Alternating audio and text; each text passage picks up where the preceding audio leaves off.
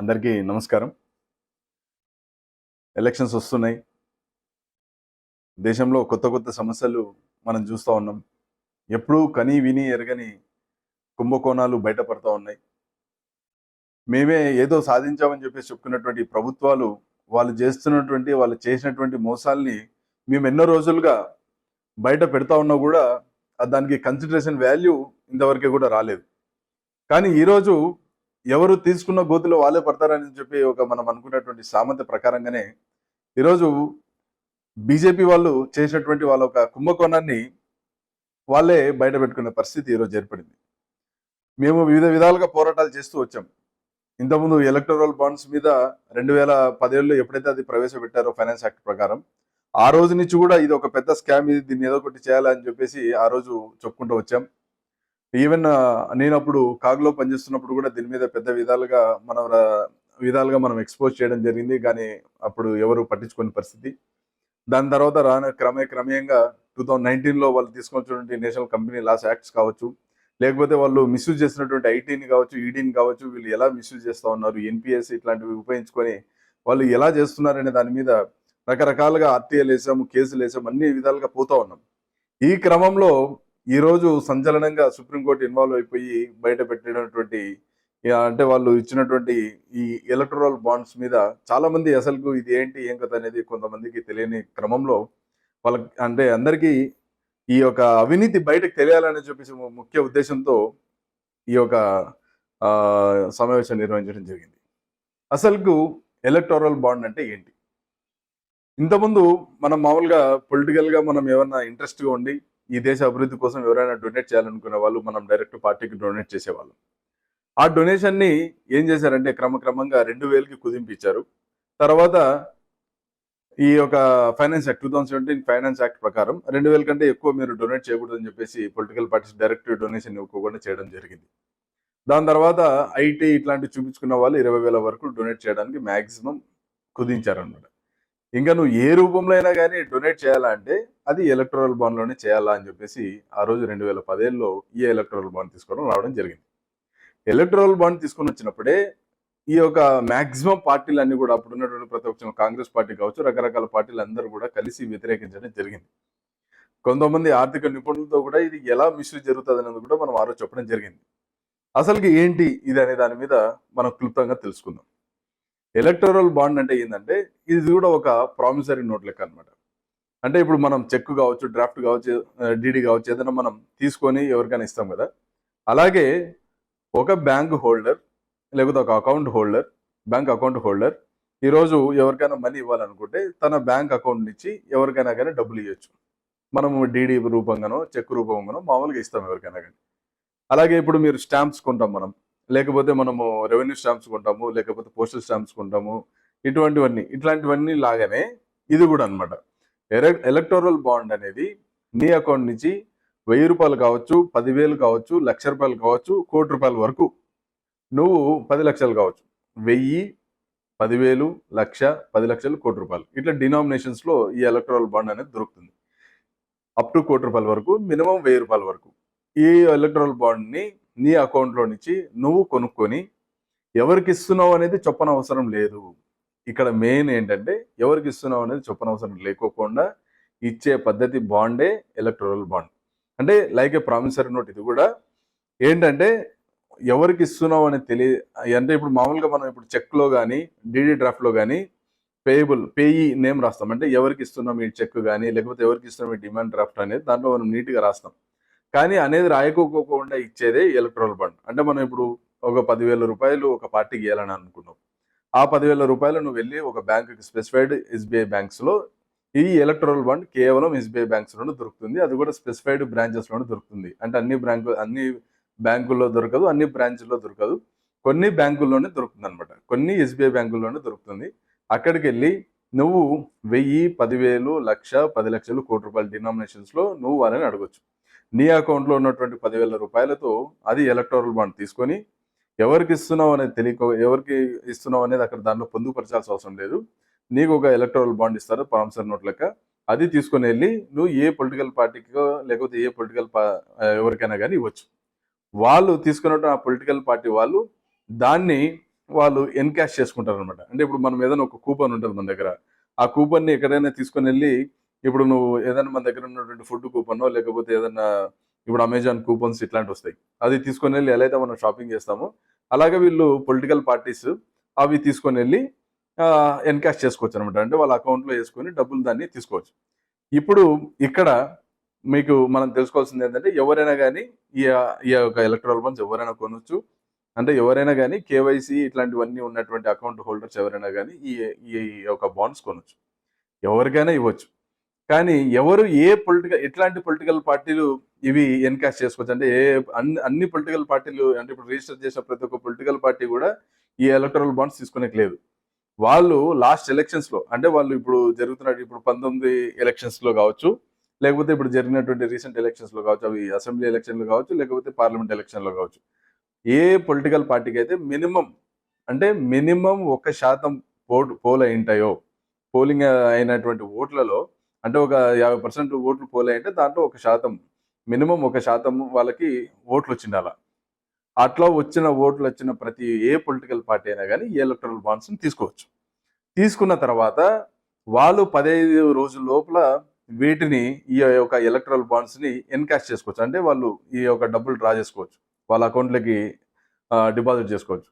లేని క్రమంలో 15 రోజులు దాటిన తర్వాత ఇది ఆటోమేటిక్గా ప్రైమ్ మినిస్టర్ రిలీఫ్ ఫండ్కి వెళ్ళిపోతుంది. ప్రైమ్ మినిస్టర్ నేషనల్ రిలీఫ్ ఫండ్కి పిఎంఎన్ఆర్ఎఫ్కి వెళ్ళిపోతుంది అనమాట. ఇకపోతే ఈ యొక్క బాండ్స్ ఎప్పుడెప్పుడు దొరుకుతాయంటే, ఈ సంవత్సరంలో 4 విడతలుగా 10 రోజులుగా, జనవరిలో, తర్వాత ఏప్రిల్లో, తర్వాత జూలైలో, తర్వాత అక్టోబర్లో, ఈ 4 నెలల్లో 10 రోజులు దొరుకుతుంది. ఎలక్షన్ ఇయర్లో అంటే ఇప్పుడు ఈ 2024 ఎలక్షన్ ఇయర్లో కాబట్టి ఇంకొక 30 రోజులు అదనంగా కూడా దొరికే పరిస్థితి ఉంటుంది అనమాట. ఇక్కడ ప్రతి ఒక్క పార్టీ అంటే ఏదైతే మనం పైన ఇందాక తెలుపుకున్నామో అలాగే అటువంటి ఎలిజిబుల్ పొలిటికల్ పార్టీలు, ఎలిజిబుల్ బ్యాంక్ అకౌంట్ హోల్డర్ ఉన్న వాళ్ళు ఎన్కాష్ చేసుకోవచ్చు, ఎవరంటే చేసుకోవాలి. ఇది ఇక్కడ కరప్షన్ ఎలా జరుగుతుంది అని మీరు అనుకుంటే, అంటే ఇప్పుడు మనము ప్రతి ఒక్కరు ఇప్పుడు ఈరోజు ఏది జరిగిన ట్రాన్సాక్షన్ ఆన్లైన్ ఇట్లనే జరుగుతున్నాయి. మనీ అయితే ఈజీగా తీసుకుంటున్నాం, ఇక్కడ ఎన్కాష్ చేసుకుంటున్నాం ఎలక్ట్రల్ బాండ్గా, వెళ్ళి పొలిటికల్ పార్టీలకు వాళ్ళకి ఇష్టం వచ్చిన పొలిటికల్ పార్టీకి ఇస్తున్నారు. కానీ ఇక్కడ వ్యక్తిగత సమాచారాలు అంటే ఇక్కడ ఇంతకుముందు పొలిటికల్గా డైరెక్ట్ నువ్వు ఎవరికైనా అమౌంట్స్ ఇచ్చేటట్లయితే నువ్వు గ్యారంటీ దాంట్లో ఐటీలోనే ఎక్కడో మెన్షన్ చేసుకుంటా ఇట్లా తెలిసేది. ఇక్కడ వీళ్ళు 2010లో ట్రాన్స్పరెన్సీ క్రియేట్ చేస్తున్నామని చెప్పేసి చెప్తూ ఆ రోజు తీసుకొని వచ్చినటువంటి ప్రవేశపెట్టినటువంటి ఈ పద్ధతిలో మరి ఎక్కడి వరకు ఎంతవరకు ఇక్కడ పారదర్శకత ఉంది, ట్రాన్స్పరెన్సీ ఉంది? ఎందుకంటే ఎవరికి ఇస్తున్నావో తెలీదు, ఎవరు ఎన్కాష్ చేసుకుంటున్నారో తెలీదు. ఇట్లాంటి ఇన్ఫర్మేషన్ ఎక్కడ వాళ్ళు ఎలక్షన్ కమిషన్ కానీ లేకపోతే పొలిటికల్ పార్టీలు ఎవరికి కూడా చూపించుకోకుండా చేసే పద్ధతి చేసినారు. దీన్ని వ్యతిరేకిస్తూ మొన్న ఒక 2 అంటే కొంతమంది ఎన్జిఓలు కావచ్చు లేకపోతే ఇప్పుడు కొన్ని పార్టీలు కావచ్చు, ఎప్పుడైతే ఈ యొక్క సుప్రీంకోర్టును అప్రోచ్ అయిన తర్వాత జడ్జిమెంట్ వచ్చింది కాబట్టి ఈ రోజు ఈ యొక్క సంచలనాత్మకమైన ఈరోజు జడ్జిమెంట్ రావడం, తర్వాత ఎస్బీఐ వాళ్ళు దీన్ని ఇవ్వడం, ఇంకా ఇప్పుడు కూడా ఇంకా వాళ్ళు వ్యక్తిగతంగా ఎవరెవరు ఎన్నెన్ని ఇచ్చినారనే చెప్పలే, మేజర్గా ఎంతెంత ఇచ్చినారు అనేది ఇప్పటి వరకు కూడా వచ్చింది.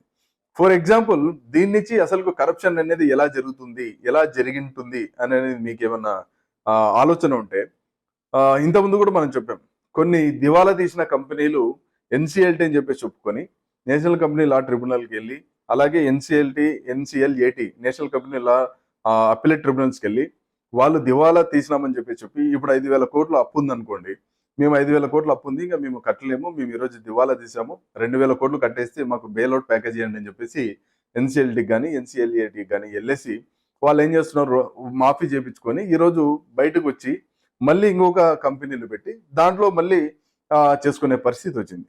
దీన్నే మనము ఇంతకుముందు కూడా క్వశ్చన్ చేసినాం. అసలుకు వీళ్ళు ఎన్సిఎల్టీకి వెళ్ళిన తర్వాత వాళ్ళకి ఇంకోసారి వాళ్ళు మళ్ళీ బయటకు రాకోకుండా చూడండి, వాళ్ళని ఖండించండి, లేకపోతే వాళ్ళు ఎలా నష్టపోయినారు ఏమైనది ఒక పద్ధతి ప్రకారం అడగండి అని చెప్పేసి మనము ఎన్సిఎల్టీలని ఎన్సిఎల్ఏటీలని మనం అప్రోచ్ చేసి కోర్టుకు కూడా తీసుకొని వెళ్ళడం జరిగింది.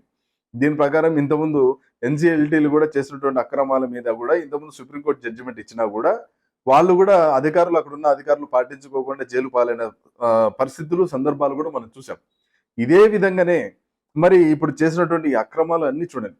ఇప్పుడు కంపెనీలన్నీ ఇప్పుడు వాళ్ళకి బీజేపీకి భజన కొట్టే కంపెనీలకి ఎలా వస్తున్నాయి, లేకపోతే ఈడీలు ఐటీ రేట్లు జరిగిన వెంటనే వాళ్ళు ఎలక్ట్రల్ బాండ్స్ కొని ఆ బీజేపీకి ఇవ్వడం, అప్పుడే ఏదో ఒక ఎలక్షన్ రావడం, అంటే ఏదో ఒక స్టేట్ ఎలక్షన్ లేకపోతే నేషనల్ ఎలక్షన్ రావడం, ఇటువంటివన్నీ మనం ఆలోచన చేసుకోవాల్సిన అవసరం ఉంది. ఫర్ ఎగ్జాంపుల్ నేను చెప్తాను, ఇప్పుడు future gaming and hotel services వాళ్ళు 1368 కోట్లు వాళ్ళు 27 అక్టోబర్ 2020 నుంచి 5 అక్టోబర్ 2023 వరకు ఇచ్చారు. మళ్ళీ ఇదే 2022లో ఈడీ వాళ్ళు వీళ్ళ యొక్క కంపెనీని 409 కోట్లు వాళ్ళు అటాచ్ చేసింది మనీ లాండరింగ్ కేసు కింద. అంటే చూడండి, వీళ్ళు ఎప్పుడైతే 2022లో ఈడీ వాళ్ళు ఇంత డబ్బులు వాళ్ళు 409 కోట్లు ఇక్కడ అవినీతి మనీ లాండరింగ్ కేసు మీద ఎప్పుడైతే అటాచ్ చేశారో, ఆటోమేటిక్ గా వీళ్ళు ఏం చేశారు, డబ్బులు ఇచ్చి దాన్ని మేనేజ్ చేసుకున్నారు. అదే అక్టోబర్ 2019లో ఏమైంది, మెగా కృష్ణారెడ్డి మీద ఆ రోజు ఏం జరిగింది, ఐటీ రేట్ జరిగింది. జరిగిన వెంటనే అక్టోబర్ 2019లో జరిగితే ఆయన ఏం చేసినాడు, ఆయన కంపెనీ 660 కోట్లు ఎలక్ట్రల్ బాండ్స్ రూపంలో ఈరోజు బీజేపీకి ఇవ్వడం జరిగింది. అదే హల్దీ ఎనర్జీ లిమిటెడ్ వాళ్ళు 377 కోట్లు ఇవ్వడం జరిగింది. దాంట్లో వాళ్ళు సిబిఐ ఫేస్ ఎప్పుడు చేసినారు, మార్చి 2020లో వాళ్ళు ఎప్పుడైతే సిబిఐ వాళ్ళ మీద కేసు ఫైల్ చేసిందో వాళ్ళు వెంటనే 377 కోట్లు వాళ్ళు ఇవ్వడం. వేదాంత లిమిటెడ్ వాళ్ళు వచ్చేసి ద గ్రూప్ ఏంది 400 కోట్లు ఎలక్ట్రల్ బాండ్స్ కింద వాళ్ళు ఇచ్చారు. వాళ్ళ మీద రేడ్ ఎప్పుడు జరిగింది, August 2022. Yashoda super speciality hospital మీద చూసుకుంటే ఐటీ రేడ్ డిసెంబర్ 2020లో జరిగింది. ఆటోమేటిక్ గా వాళ్ళకి అక్టోబర్ 21 లోపు వాళ్ళు 162 కోట్ల ఎలక్ట్రల్ బాండ్స్ సబ్మిట్ చేయడం జరిగింది. డిఎల్ఎఫ్ కమర్షియల్ డెవలపర్స్ చూస్తే సిబిఐ రైడ్ ఎప్పుడు జరిగింది, వాళ్ళ మీద 2019 జనవరిలో జరిగితే వాళ్ళు 130 కోట్లు నవంబర్ 2023 లోపల వాళ్ళు ఇవ్వడం జరిగింది. గురుగ్రామ్లో ఇట్లాంటి జరిగిన కేసెస్ లో కావచ్చు, లేకపోతే వాళ్ళ సర్చ్లు ఇట్లాంటి జరిగినటువంటి మనం చూసాం. తర్వాత Jindal steel and power limited లో ఏప్రిల్ 2022లో వాళ్ళు ఈడీ సెర్చ్ జరిగింది. దాంట్లో వాళ్ళు కంపెనీ 123 కోట్లు ఎలక్ట్రల్ బాండ్స్ రూపంలో వాళ్ళు ఇవ్వడం. దాని తర్వాత చెన్నై గ్రీన్వుడ్స్ ప్రైవేట్ లిమిటెడ్ కావచ్చు. అంటే ఎగ్జాంపుల్స్ కొన్ని టాప్ 10 తీసుకొని మీకు చెప్పడం జరుగుతోంది. ఐటీ రేడ్ గ్రీన్వుడ్స్ మీద జరిగింది ఎప్పుడు, జూలై 2021లో. వాళ్ళు జూలై 2021లో వాళ్ళ మీద రైడ్ జరిగిన జనవరి 2022లో వాళ్ళు ఎంత పెట్టినారు, 105 కోట్లు వాళ్ళు ఎలక్ట్రల్ బాండ్స్ కింద వాళ్ళు ఇవ్వడం. తర్వాత డాక్టర్ రెడ్డిస్ ల్యాబొరేటరీస్ వాళ్ళు నవంబర్ 2023లో వాళ్ళ మీద ఐటీ అఫీషియల్ రైడ్ జరిగితే నాగేంద్ర రెడ్డి గారి మీద వెంటనే ఆయన ఏం చేశాడు, తర్వాత ఈవెన్ సవిదేందర్ రెడ్డి గారి మీద అప్పుడు రైడ్ జరిగిన కూడా మనం చూసాం. తర్వాత వాళ్ళు ఏం చేశారు, డాక్టర్ రెడ్డిస్ ల్యాబొరేటరీ వాళ్ళు వెంటనే డొనేషన్స్ 80 కోట్లు వాళ్ళు ఇవ్వడం ఎలక్ట్రానిక్ బాండ్స్ రూపంలో వాళ్ళు ఇవ్వడం జరిగింది. తర్వాత ఐఎఫ్బి అగ్రో లిమిటెడ్ జూన్ 2020 మీద వాళ్ళ మీద డిజిఎస్టీ వాళ్ళు అంటే director general of goods and services tax వాళ్ళు రైడ్ చేస్తేనే 2023లో వాళ్ళు వెంటనే 40 కోట్లు, తర్వాత 92 కోట్లు, తర్వాత ఇట్లా రకరకాలుగా వాళ్ళు కూడా ఇవ్వడం జరిగింది. ఇకపోతే ఎన్సిసి లిమిటెడ్ వాళ్ళు హైదరాబాద్ బేస్ అయినటువంటి ఈ కంపెనీలో నవంబర్ 2022లో అలిగేషన్స్ వచ్చాయి, ట్యాక్స్ ఐటీ వాళ్ళు అంటే ట్యాక్స్ ఎవేషన్ చేసినారని చెప్పేసి వెంటనే వాళ్ళు కూడా 60 కోట్లు ఇవ్వడం జరిగింది.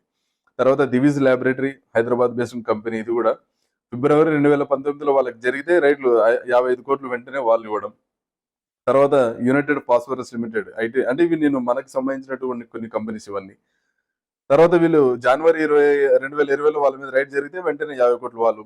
అరవిందో ఫార్మా వీళ్ళు కూడా ఈడీ రైడ్ ఎప్పుడైతే నవంబర్ 2022లో వాళ్ళ మీద జరిగితే వెంటనే ఆయన ఈవెన్ ఇప్పుడు ఆయన మీద ఈ ఢిల్లీ లిక్కర్ స్కామ్ ఇట్లాంటివన్నీ ఉన్నాయి కాబట్టి ఆయన వెంటనే 1.6 కోట్ల బాండ్స్ వాళ్ళు ఆయన ఇవ్వడం జరిగింది. అంటే ఇట్లా రకరకాలుగా అనమాట. ఎప్పుడైతే ఇటువంటి రైట్స్ జరుగుతాయో వెంటనే ఆయన వీళ్ళందరూ అంటే వాళ్ళ ఒక కప్పిపుచ్చుకోవడం కావచ్చు, లేకపోతే ఈ ఐటీ రైట్స్ నుంచి కానీ, సిబిఐ రైట్స్ కానీ, లేకపోతే వాళ్ళ ఏమైనా కంపెనీలు మూసేస్తామని బెదిరించి కానీ, ఈ బీజేపీ చేసినటువంటి క్రమంలోనే జరుగుతున్నటువంటి ఫ్రాడ్స్ ఇవన్నీ అన్డెమోక్రటిక్. ఇది ప్రజాస్వామ్యంలో ఇటువంటి ఉండకూడదు, బెదిరింపు చర్యలకు ఉండకూడదు అని చెప్పేసి మనం ఈరోజు ఉన్నత స్థానాల్లో ఇప్పుడు మనం ఎమ్మెల్యేగానో, ఎంపీగానో, లేకపోతే ఒక ప్రధానమంత్రి, ఒక ముఖ్యమంత్రి హోదాకి వాళ్ళు వచ్చినప్పుడు మేము ఎటువంటి వాటికి మేము లోపడం, ఎటువంటి అవినీతి చేయమని చెప్తూనే ఇంత పెద్దగా తిరిగేటువంటి పద్ధతుల్లో ఉన్న వాళ్ళే ఈరోజు ఇలాంటి చేస్తూ ఉంటే ఏం జరుగుతుంది ఈ దేశంలో అనేది మనందరం కూడా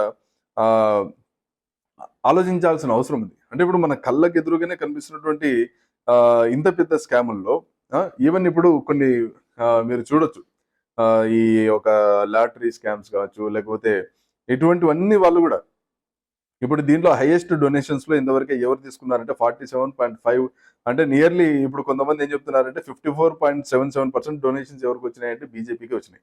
6,566 కోట్లు.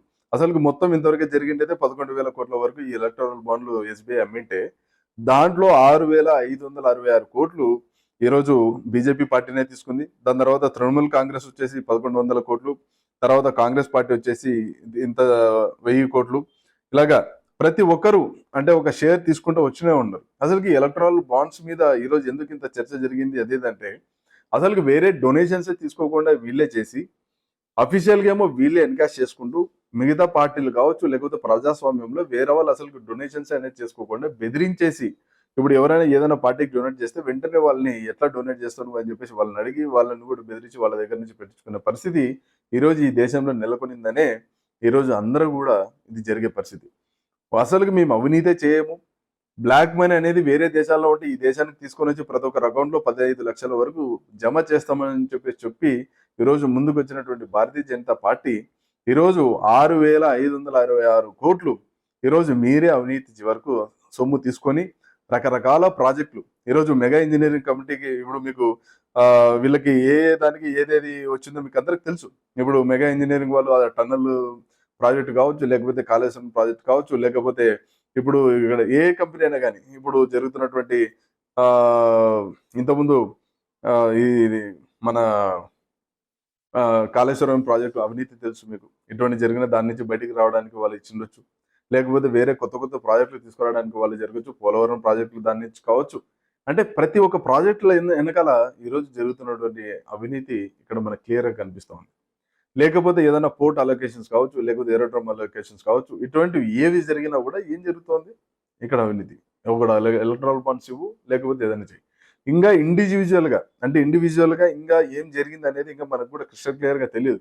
అంటే ప్రస్తుతానికి మేజర్గా డొనేట్ చేసిన వాళ్ళది ఒకటే ఈరోజు ఇంకా ఇప్పటికి ఈరోజు వాళ్ళు సబ్మిట్ చేయడం జరిగింది. దాంట్లో ఒక 600 పేజీలు సబ్మిట్ చేస్తేనే మనకి ఈరోజు బయట పైన కనిపించినది. అంటే అబౌవ్ 100 కోట్లు సబ్మిట్ చేసినవి ఈరోజు మనకు తెలిసినాయి. ఇంకా లోపల లక్షలు 10 లక్షలు ఇట్లాంటివి చేసిన వాళ్ళవి అందరూ కూడా అంటే గ్రూప్ ఆఫ్ కాంగ్లోమెరేట్ అయ్యి ఒక 100 మందిని పెట్టి వాళ్ళతో ఒక్కొక్కరితో ₹1,00,000 ఇప్పించినా కూడా అది ఎంత అవుతుంది మీకు తెలుసు. అంటే ఒక్కొక్కరి దగ్గర ₹1,00,00,000 అట్లా తీసుకొని అట్లా ఎంతమంది ఉన్నారో ఏమి అనేది ఇంకా క్రిస్టల్ క్లియర్గా తీసుకురావడానికి 3 నెలల టైం ఎస్బీఐ అడగడం జరిగింది. అది కూడా త్వరలోనే వస్తాయి. వచ్చిన తర్వాత ప్రతి ఒక్క డినామినేషన్కి ఒక ఐడి నెంబర్ గ్యారెంటీ ఉంటుంది. ఎలా అయితే మీకు ప్రామిసర్ నోట్ అని ఇందాక చెప్పాను, ప్రతి ఒక్క నెంబర్ ఉంది, ఎవరు ఎన్కాష్ చేసినారు, ఎంత ఎన్కాష్ చేసినారు అనేది మనం అందరం తీస్తే ఈ అవినీతి అంతా కూడా బయటపడుతుంది. కొన్ని కంపెనీలు ఉన్నాయి అసలు వాళ్ళ ఒక నికర ఆదాయమే ఈరోజు 100 కోట్లు లేకపోతే 11300 కోట్లు అట్లాంటివి ఉన్న కోట్లు ఈరోజు వాళ్ళేమో డొనేట్ చేసిందేమో 400 కోట్లు 500 కోట్లు డొనేట్ చేశారు. ఇప్పుడు కనీసం ఆలోచన చేయాలి కదా. నికర ఆదాయం ఒక వ్యక్తి దగ్గర ₹100 ఉంటే ఆయన ₹60 ఖర్చు చేస్తే ఒక ₹40 మిగిలితే దాంట్లో ₹2 ₹3 ఎవరికైనా కానీ డొనేట్ చేసినట్టు నమ్ముతాం. కానీ నికర ఆదాయమే నీ దగ్గర ₹100 ఉండి నీ ఖర్చు 100కి పైన ఉండి నువ్వు అప్పుల్లో ఉండి నువ్వు ఇంకొకరు డొనేట్ చేసినావంటే ఎలా చేస్తాడంటే ఆయన? ఒక్కసారి మనం క్లియర్గా ఆలోచన చేయాలి. అట్లాంటి కంపెనీలు ఎన్నో ఉన్నాయి. అట్లాంటి కంపెనీల దగ్గర వీళ్ళు డొనేషన్ తీసుకొని ఇవన్నీ కూడా మరి సూట్కేస్ కంపెనీలు కాదా, లేకపోతే ఇవన్నీ కూడా ఫ్రాడ్ కాదా? వీటన్ని కూడా మనం క్వశ్చన్ చేయాల్సిన అవసరం లేదు. ఇట్లాంటి కంపెనీస్ కూడా ఎన్నో ఉన్నాయని చెప్పేసి ఈరోజు సుప్రీంకోర్టుకి వెళ్ళడం జరిగింది. దాన్ని బట్టి ఇవన్నీ కూడా బయటికి రావడం జరిగింది. ఇప్పుడు బయోకాన్ ఫౌండర్స్ కానీ ఇట్లాంటి వాళ్ళు కానీ, తర్వాత వరుణ్ గుప్తా, బీకే గోయన్కా, జయేందర్ షా, ఇట్లా ప్రతి ఒక్కరు ఇండివిజువల్గా ఉన్న వాళ్ళు ఎంతో మంది చేసిన పరిస్థితి చూసాం. తర్వాత Mumbai based company quick supply company వాళ్ళు ఇచ్చినటువంటి 377 కోట్లు కావచ్చు. ఇట్లా ప్రతి ఒక్కరు ఇంకా మెయిన్ కంపెనీ అయినటువంటి ఇంకా దీనిలో బయటపల్ల ముఖేష్ అంబానీ గారు, తర్వాత అదాని గారు, వీళ్ళందరూ ఎట్లా ఇచ్చినారు, ఎంత ఇచ్చినారు ఏమనేది క్రిస్టల్ క్లియర్ గా ఇంకా బయటికి రాలేదు. ఎందుకంటే వాళ్ళందరూ కాంగ్లోమెరేట్స్ కాబట్టి వాళ్ళవన్నీ ఒక డిఫరెంట్ గా ఒక డిఫరెంట్ ఎజెండా ఉంటుంది. కాబట్టి ఈ ఇండివిజువల్ ఎప్పుడైతే బయటకు వస్తాయి ఇవన్నీ కూడా బయటకు వస్తాయి. కాబట్టి దీని అన్నింటినీ కూడా ఇది అవినీతి అనేది బయట పెట్టాలని ఒక ముఖ్య ఉద్దేశంతోనే ఇవి ముందుకు తీసుకురావడం జరిగింది. రేపు పొద్దున జరిగే ఎలక్షన్స్ లో కూడా ఇలాగే మళ్ళీ అంటే ఇవన్నీ ఉపయోగించుకొని మీకు ఆ ప్రాజెక్ట్ ఇప్పిస్తాం, ఈ ప్రాజెక్ట్ ఇప్పిస్తామని చెప్పేసి మభ్య పెట్టి వాళ్ళని బెదిరించి, లేకపోతే వాళ్ళ మీద సిబిఐ రేట్లు, ఈడీ రేట్లు, ఐటీ రేట్లు చూపించి వీళ్ళ దగ్గర ఫండ్లు తీసుకొని చేసే పరిస్థితి ఈరోజు వస్తుంది. ఈవెన్ కార్పొరేట్ సిస్టాన్ని ఈరోజు బెదిరించే స్థాయికి బీజేపీ వెదిగింది. లేకపోతే వాళ్ళు చేస్తున్న అక్రమాలు చూస్తే భయం వేస్తుంది ఈరోజు. అంటే దేశ అభివృద్ధి అనేది మనం ఈరోజు చూస్తే 100 లక్షల కోట్లకు పైన అప్పు చేసినటువంటి ఈ ప్రభుత్వం ఈరోజు అభివృద్ధి అనేదే లేకోకుండా ఈరోజు ఇక్కడ ఆర్థికంగా మనం అభివృద్ధి చేసే పథకం లేకోకుండా మనం ఈరోజు చూడొచ్చు, రోజు డైలీ మనకి డీజిల్ రేట్లు కావచ్చు, లేకపోతే నిత్యావసర సరుకుల రేట్లు కావచ్చు, లేకపోతే గ్యాస్ రేట్లు కావచ్చు, ఎంత పెరిగింది ఈరోజు. మనం ఎంత ఈరోజు సామాన్యుడు బ్రతకాలంటే ఇబ్బంది ఎలా పడుతూ ఉన్నాడు అనే దాని మీద ఆలోచన చేయకుండా చేస్తున్నటువంటి ప్రభుత్వం డైరెక్ట్ గా ఏమనంటే జీడిపి పెరిగింది, పెరిగింది కాబట్టి అభివృద్ధి చెందుతున్నామని చెప్పి చెప్తున్నారు. ఎక్కడ కూడా GDP is never directly proportional to development అని చెప్పేసి మనం ఆర్థిక అంశాల మీద చదువుకున్నప్పుడు మనం చదువుకుంటాం. ఎప్పుడు కూడా GDP is not directly proportional to development. ఎందుకంటే ఈరోజు చాలా మంది కూడా నికరంగా వాళ్ళు సంపాదించేది 100 రూపాయలు అయితే వాళ్ళు ఖర్చు పెట్టేది 120 రూపాయల వరకు ఉంది. మరి ఇంకెక్కడ నీకు డైరెక్ట్లీ ప్రొపోర్షనల్ అవుతుంది అభివృద్ధి అనేది? 20 రూపాయలు అప్పులు చేస్తున్నారు వాళ్ళు. ఆ అప్పులు కూడా నువ్వు ఈరోజు అభివృద్ధిగా చూపించే ప్రభుత్వం ఏదైనా ఉంది ఒక ప్రపంచంలోనే అంటే మన భారతదేశమే ఇప్పుడున్నటువంటి ప్రభుత్వమే చూపిస్తోంది. ఎప్పుడు కూడా మనం చేసే అప్పులు అభివృద్ధికి సాంకేతికం కాదు. కానీ ఈ అప్పులు తీర్చడానికి నువ్వు చేస్తున్న పద్ధతులు ఏంటంటే ఇంతవరకు ఏమీ లేదు. ఎక్కడ చూసినా నిరుద్యోగం ఉంది, ఎక్కడ చూసినా అవినీతి కనిపిస్తూ ఉంది. ఈరోజు కళ్ళెదురుగా ఈ జరుగుతున్నటువంటి ఇంత అన్యాయాన్ని ఎక్కడ చూసినా కానీ ఓట్లని డబ్బు పెట్టి కొనేసుకొని ఈరోజు ఎలక్షన్కి పోవాలంటేనే భయపడే పరిస్థితి ఈరోజు మాట్లాడి ఈ విధంగా తీసుకొని వచ్చి యువకులను ఏమంటే రాజకీయాల్లోకి రమ్మంటారు. మరి ఇంత అవినీతి జరుగుతూ ఉంటే యువకులు ఎక్కడి నుంచి డబ్బులు తీసుకొని వస్తారు? లేకపోతే ఎక్కడి నుంచి ఇంత అవినీతిని అవినీతిని ఎదుర్కొని ఎలక్షన్ చేస్తారు? ఇవన్నీ కూడా ప్రజలు కూడా ఆలోచన చేయాలి. కాబట్టి మన ప్రభుత్వం, మన నాయకులు, మన కళ్ళెదురుగా తిరిగే నాయకులు, లేకపోతే మన మీద ఆలోచన చేసే నాయకులు, ఒక విజన్ ఉన్న నాయకుల్ని ప్రజలు రానున్న ఎలక్షన్లు ఎన్నుకోవాలనే ఒక ముఖ్య ఉద్దేశంతోనే ఈరోజు ఈ యొక్క సమావేశం నిర్వహించడం జరిగింది. ఆలోచన చేయండి, అవినీతి ఎలా జరుగుతుంది, ఇంతకుముందు ఎంత ఉంది, ఇలా ఈరోజు ఎంత ఉంది. ఇంత డైరెక్ట్గా పబ్లిక్గా మన డబ్బులతో మనల్కి అన్యాయం చేస్తూ ఉంటే ఎవరు దీన్ని పట్టించుకునేది అనేది మనం అందరం కానీ ఆలోచన చేయకపోతే తప్పకుండా రానున్న రోజుల్లో మనం చాలా ఇబ్బంది పడే పరిస్థితి ఉంది. ఎప్పుడైతే 2010లో నుంచి వీళ్ళు ఇది తీసుకొని వచ్చినారు, దాని తర్వాత 2019లో ఈ ఎన్సిఎల్టీ యాక్ట్ తీసుకొని వచ్చినారు. దాని తర్వాత మళ్ళీ మీరు ఎగ్జాంపుల్ తీసుకోండి, ఈవెన్ సీరం ఇన్స్టిట్యూట్ కూడా అంటే మన కోవిడ్ వ్యాక్సిన్ అని కోవిషీల్డ్ అని చెప్తున్నాం. వాళ్ళు కూడా ఈరోజు 200-300 కోట్లు ఇచ్చే పరిస్థితి. అంటే ఈరోజు మరి ఎవరికి పర్మిషన్ ఇవ్వకుండా ఓన్లీ సీరం ఇన్స్టిట్యూట్కే పర్మిషన్ ఇచ్చి కోవిడ్ వ్యాక్సిన్ తయారు చేసినారు. ఆ కోవిషీల్డ్ వ్యాక్సిన్ ఇచ్చి చాలా మంది ఈరోజు గుండెపోటు వచ్చిందని చెప్పేసి కూడా ఈరోజు తెలిపే పరిస్థితి. ఫారెన్ కంట్రీస్ ఏమో అసలు కోవిషీల్డ్ అలో చేయకోకుండా ఈరోజు మన వాళ్ళు ఎవరైనా ఫారెన్కి వెళ్ళాలంటే ఆ టైంలో ఈరోజు నువ్వు కోవాక్సిన్ కానీ లేకపోతే ఫైజర్ కానీ ఇట్లాంటి వ్యాక్సిన్ వేసుకుంటండి తప్ప కోవిషీల్డ్ మేము అలో చేయమని చెప్పేసి చెప్పారు. ట్రయల్స్ సిస్టంలో ఉండగానే మనం ఈరోజు దేశం మొత్తం కోవిషీల్డ్ వేసుకోవడం జరిగింది మనం అంత వ్యాక్సిన్. మరి మనం ఏమంటామండి? అంటే వేరే వాళ్ళు ఎవరు వ్యాక్సిన్ చేయకపోకుండా ఈరోజు సీరం ఇన్స్టిట్యూట్ ఒకటి చేయడానికి పర్మిషన్ ఇచ్చేటువంటి ఈ దేశంలో మరి వాళ్ళు ఎందుకు ఈరోజు ఎలక్ట్రల్ బాండ్ కింద 200 కోట్లు ఈరోజు ప్రభుత్వం అనేది బీజేపీకి ఇచ్చారు? ఒకసారి ఆలోచన చేయండి. ఇవన్నిటి కూడా మనం ఇప్పటికి కూడా మనం కన్నా మేల్కోకపోతే రేపొద్దున మనం చాలా ఇబ్బంది పడే పరిస్థితి ఉంటుందని మీకు అందరికి తెలియజేస్తూ రానున్న రోజుల్లో మన ప్రభుత్వాన్ని, మన గురించి ఆలోచన చేసే ప్రభుత్వాన్ని ఎన్నుకోవాలని మీకు అందరికీ విన్నవించుకుంటూ సెలవు తీసుకుంటా ఉన్నాను. జై హింద్.